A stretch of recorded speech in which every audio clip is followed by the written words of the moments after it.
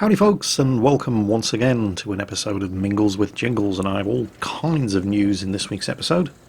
I suppose the most important news, well, at least from my perspective, is that there will not be an episode of Mingles with Jingles next week. In fact, there's a very good chance there ain't going to be a video on Tuesday either, so, sorry about that. However, I do at least have a fairly good excuse. Mingles with Jingles is always recorded on the Sunday, and published on the Monday, and next Sunday I will be in St. Petersburg, broadcasting the international finals of the World of Warships Kings of the Sea tournament. Well, that's not a very good excuse. Why don't you just pre-record and pre-upload next week's episode of Mingles with Jingles? Well, I certainly could do that, but I'm actually flying out on Wednesday this week, in 2 days' time. And if I was to do another episode of Mingles with Jingles 2 days after doing this one, what would I have to talk about? I mean, even in the busiest of weeks, there's not an awful lot happens in 2 days. And since I am flying out on Wednesday, I have been busy all of last week and this weekend knocking out 2 videos a day in order to cover Wednesday, Thursday, Friday and Saturday of this week, so you don't have to go entirely without your daily dose of jingles. So, yeah, I do have a bunch of emergency videos uploaded to cover my absence this week. The plan is to fly out to Russia once again. The visas have been approved, hooray. After the disaster at the visa office, everything did work out eventually. We're flying out on Wednesday. I say we, of course, it's me and Rita who are going, although I'm the only one who's actually going to be broadcasting at the Wargaming St. Petersburg offices. I'm just taking Rita along for a bit of a holiday. A very short one. We're flying out on Wednesday, although it's a late flight. We're landing in St. Petersburg at 10:30 in the evening. Probably won't get into the hotel until 11:30. Then we've got all day on Wednesday to do a bit of sightseeing. I do actually want to get on board and have a look around the Aurora this time. Then Friday it's rehearsals at the Wargaming St. Petersburg office, ready for the broadcast on Saturday, which is going to be the semi and finals for the European Kings of the Sea tournament. And then on Sunday we're broadcasting the international finals for the Kings of the Sea tournament, when the winners from the various different regions are going to be facing off against each other. Monday, flying back to the UK, arriving reasonably late back in London on Monday evening, which is why there's going to be no Mingles with Jingles next week, and also why there probably is not going to be a video on Tuesday next week. Now, yes, I realise I could have gone above and beyond the call of duty to pre-upload a video for Tuesday next week as well, but come on guys, give me a break here. I'm away 5 days, I'm working 3 of those days, and you're going to have to go 2 days without a video. And let's not forget, of the days that I'm away, you're getting a video next Saturday, and you can also tune into Twitch and watch me broadcasting the Kings of the Sea tournament. And next Sunday, when you wouldn't normally get a video from me anyway, you can also tune into Twitch and watch me broadcasting the Kings of the Sea tournament. So it's not actually that bad a deal if you think about it. But whatever else happens, normal service will be resumed on Wednesday next week. Speaking of the Kings of the Sea finals, I was watching the qualifying rounds over the weekend, when I wasn't doing extra videos. The current champions are a clan going by the name of Wargaming Pay to Win. And regardless of what happens in the finals, we're going to have a new champion, because Wargaming Pay to Win got knocked out in the qualifying rounds quite convincingly. They lost 2-0. The qualifying rounds were the best of 3. And they lost to a clan, and I don't mean to insult them when I say this, they'd lost to a clan I had never heard of. They were called OP, and they certainly seem to be living up to their name.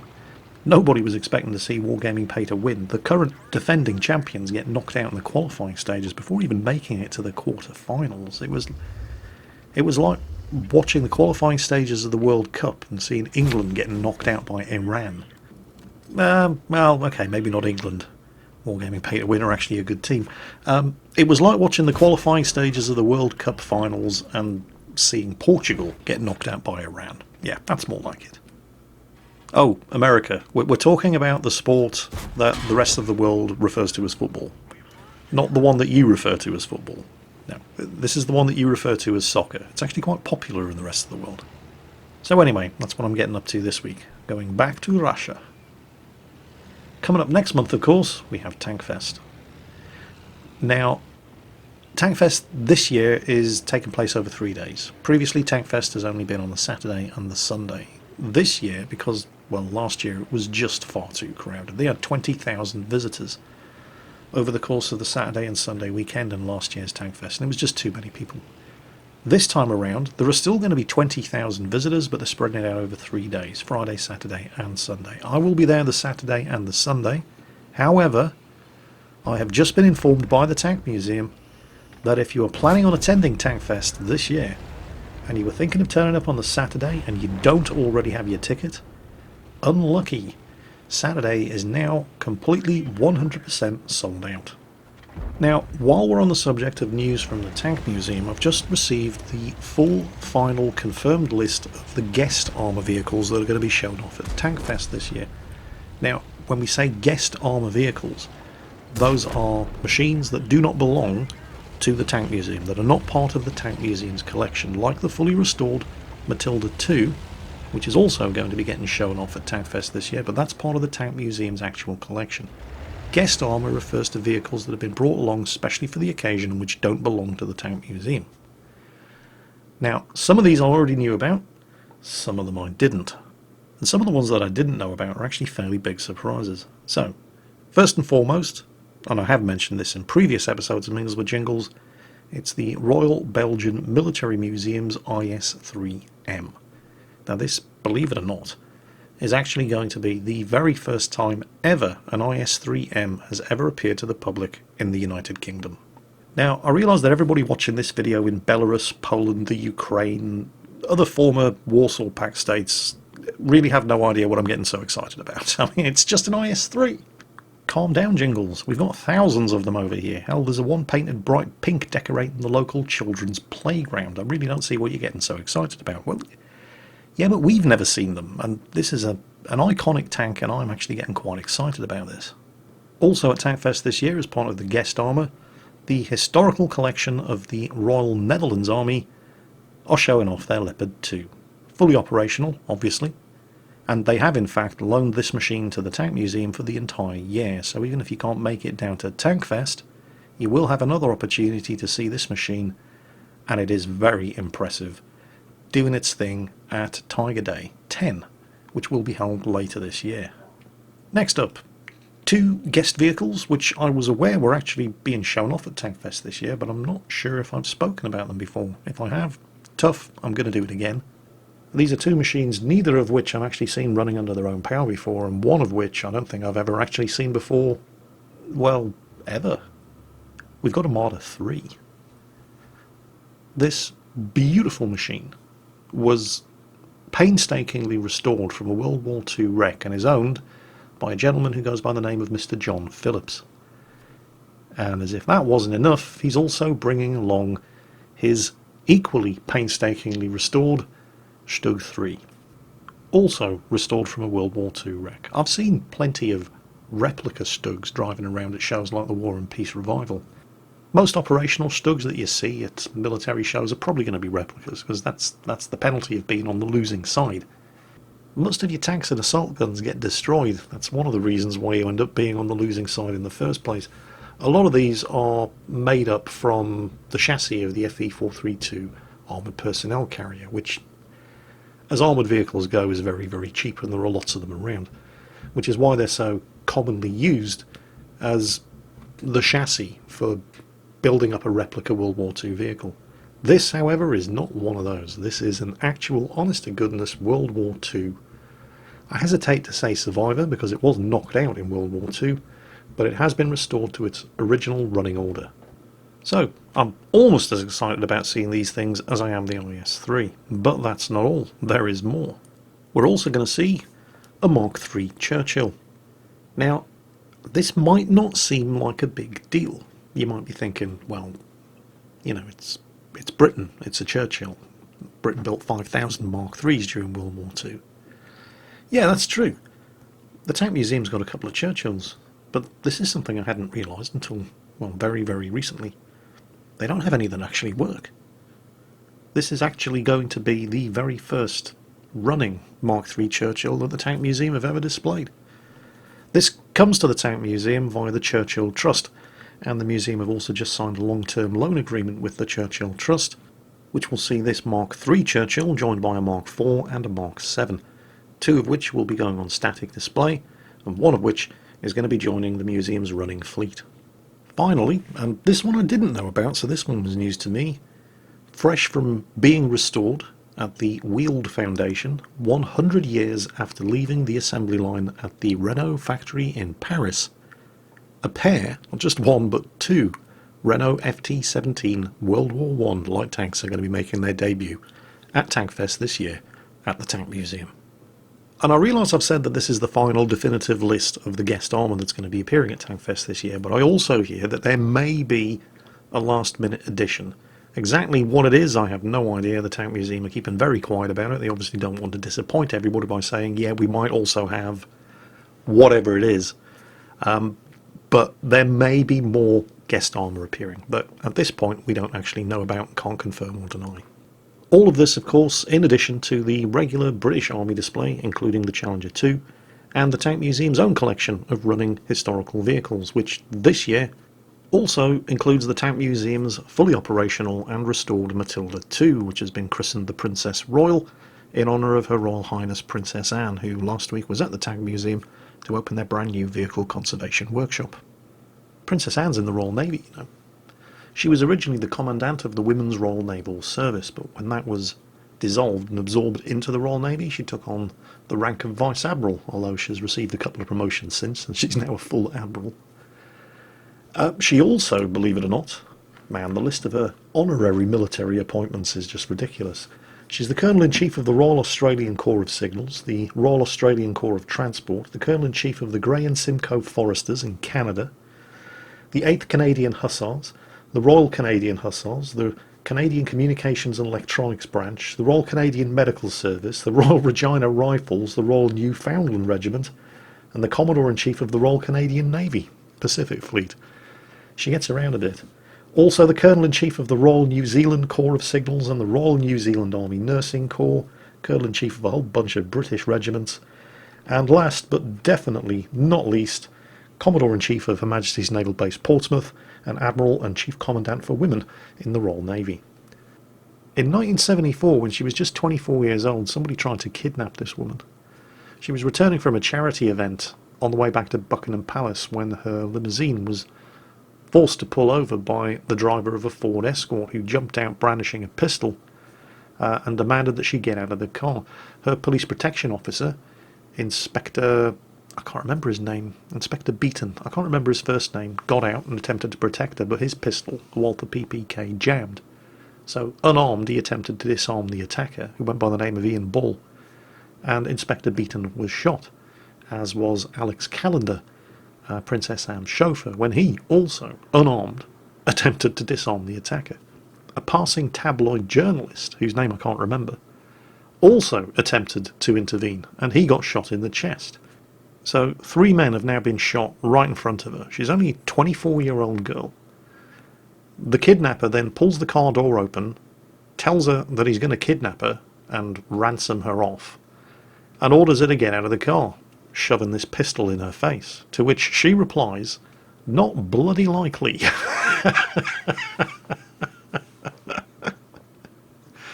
And at that point, and I swear I'm not making this up, a passing former boxer ran over and punched this guy in the back of the head, momentarily stunning him, grabbed the princess and led her to safety. Upon recovering from being punched in the back of the head and robbed of his prize, our would-be kidnapper then turned around and shot yet another police constable who had just arrived on the scene, but not before he could call for backup. And a third and final police officer turned up, again completely unarmed, because this is Britain in the 1970s after all, gives chase to the attacker, who presumably at this point had run out of bullets because nobody else got shot, and he managed to capture and disarm him. I'm very happy to report, by the way, that despite the fact that at this point 4 separate men had been shot, one in the chest, nobody actually died of their wounds and everybody recovered safely. So, yeah, Her Royal Highness Princess Anne, the Princess Royal. She's had a fairly interesting life, and now she's got a tank named after her. In other news this week, I was very surprised to receive an email from one of you lot, a gentleman going by the name of Ben Caudle. Well, it wasn't that I was surprised to receive an email from one of you lot. I get lots of emails from you lot, but it was the content of the email that surprised me. Ben had been going through old episodes of Mingles with Jingles, and he'd gone as far back as episode 230, where I started talking about a book that I had been reading and wanted to recommend to you all. This book was called Neptune's Inferno, and it's written by an American naval historian who goes by the name of James D. Hornfisher. The book, which I really cannot recommend enough. I mean, if I didn't tell you enough the first time around, I'm doing it again. It's absolutely fantastic. If you have the slightest bit of interest in the history of the US Navy in World War II, particularly in the Pacific, you need to read James Hornfisher's books. Neptune's Inferno, in particular, concerns itself with a 6-month-long naval battle for Guadalcanal. And the naval battles for Guadalcanal did not start well for the US Navy. In fact, it's probably fair to say that they got their asses comprehensively handed to them every time they ran into the Imperial Japanese Navy. At least at first. It was mostly down to overconfidence. The idea that a bunch of slant-eyed nips couldn't possibly get one over on us. Pearl Harbor was just luck. Well, after several encounters with the Imperial Japanese Navy at sea, the US Navy soon disabused itself of that particular notion. And they learned from their mistakes very, very quickly. Within the space of 6 months, they'd gone from losing every time they encountered the Japanese to completely turning the tables on them and actually using the advanced technology that they had, and we're talking mostly radar here, right at the beginning of the naval battle of Guadalcanal, but which they didn't really trust and weren't really using properly. Now, the book is amazing, as are all of his books. Well, I say all of his books. He's written 4. I've read 3 of them, and I'm working on the 4th. But here's the thing about Ben's email. When he heard me talking about this book in episode 230 of Mingles with Jingles, turns out Ben actually knows James D. Hornfisher. He's a close friend of Ben's family. So Ben emailed me saying, imagine my surprise when I was randomly watching through old Mingles with Jingles and I came across episode 230 where you talk about the book Neptune's Inferno. James Hornfisher is a family friend of ours. So I sent a link to my mother, who apparently forwarded it to his wife, who shared it with the man himself. Long story short, I heard from Jim today, and he is, in his own words, thrilled and honoured. He's offered to send you a signed copy of one of his books. Hooray! So, via Ben, I got in touch with James. Although I call him Jim now because we're friends. He actually plays World of Warships. He said, very nice to hear from you. I'm a latecomer to your YouTube channel, but thanks now to our family friend Ben, I'm a fan. I fear if I take the next step and actually go active with my long-dormant World of Warships account, well, my writing productivity may go down as fast as a Kagero facing torrents of 152mm high explosive from a Kuchizov in a smokescreen. Yep, that sounds very familiar. He also said, I appreciate your kind words about Neptune's Inferno, including your magnificent reading performance. You could do audiobooks. I know, but nobody seems to want to offer me the gig. Long story short, he is sending me an inscribed copy of the book, so that's absolutely fantastic news. And I really cannot recommend this guy's books enough. I mean, Neptune's Inferno deals with a 6-month-long naval battle of the Guadalcanal campaign. The Fleet at Flood Tide deals with America at war in the Pacific between 1944 and 1945, when the US Navy's Pacific Fleet was really at the height of its powers. The Last Stand of the Tin Can Sailors deals with the legendary performance of Task Force 3.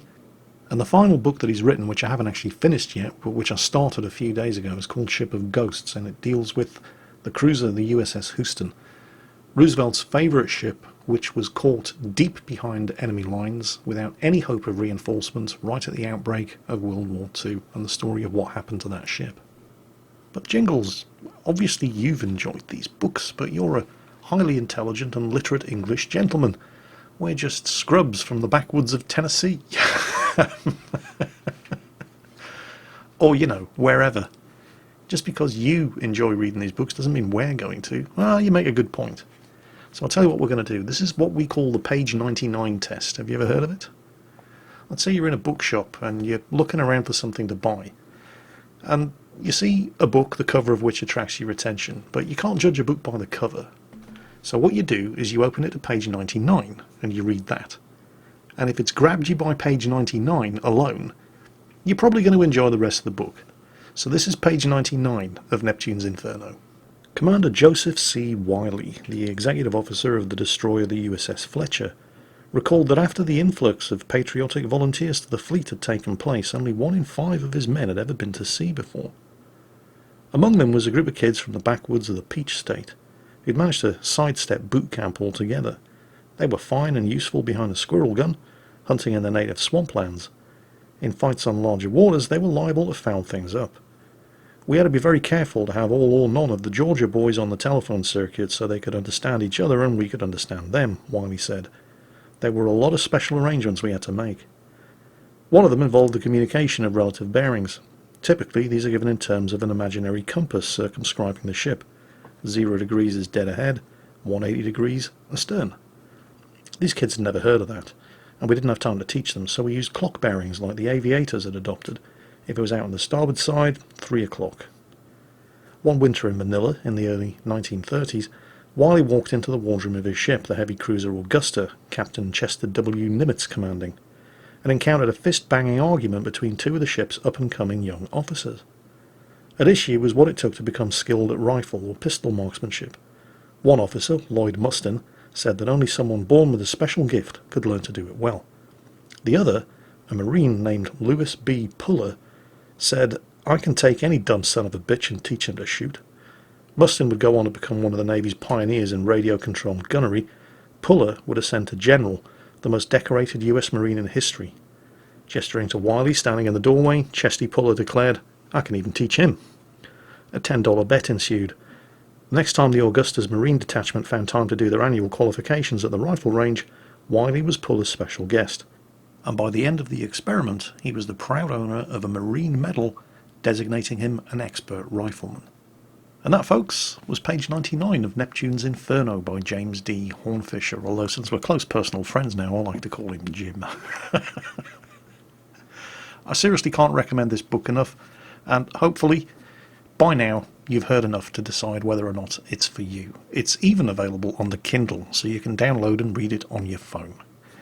And that is it for this week's episode of Mingles with Jingles. I hope you enjoyed it, and as always, take care, and I'll catch you next time.